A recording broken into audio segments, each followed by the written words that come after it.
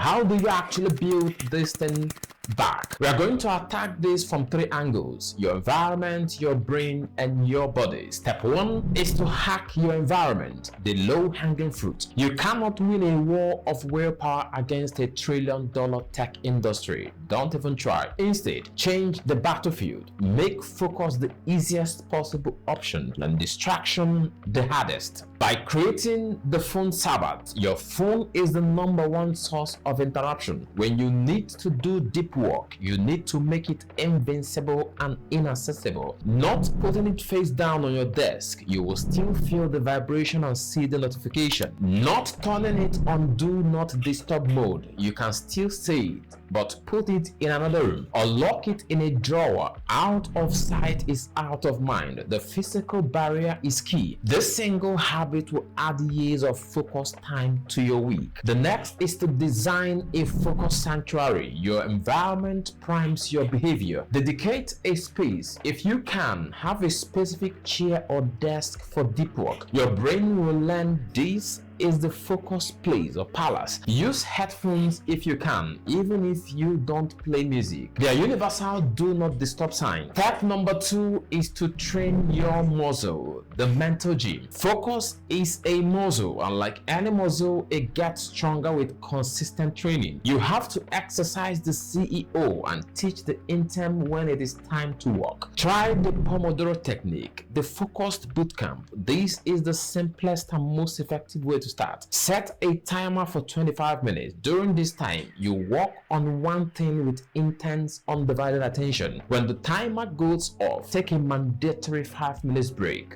Get up, look away from the screen, stretch, get some water. Repeat. This works because it respects the limited fuel tank of your prefrontal cortex. It's a sprint and not a marathon. You are not asking your brain to focus for 4 hours. You are just asking it to focus for 25 minutes. And try mindfulness meditation, the CEO weightlifting. And this is the most powerful long-term tool. Meditation is not about clearing your mind, but also noticing when your mind has wandered and gently bringing it back to what you're doing. Step number 3 is to fuel your body, the hardware upgrade. You can have the best strategy in the world, but if your brain hardware is running on junk fuel or no sleep, you will lose. Protect sleep like your life depends on it, because your focus does. Sleep is not a downtime, it's an essential maintenance. During sleep, your brain clears out metabolic waste, including toxins that impair cognitive function. Again, it consolidates memory, moving them from short-term to long-term storage. And this literally makes space in your working memory for new information. So prioritize 7 to 9 hours of sleep. On food, avoid heavy, high sugar, high-carb meals before important mental work. The energy crash that follows is a focus killer. Opt for protein and healthy fat for sustained energy.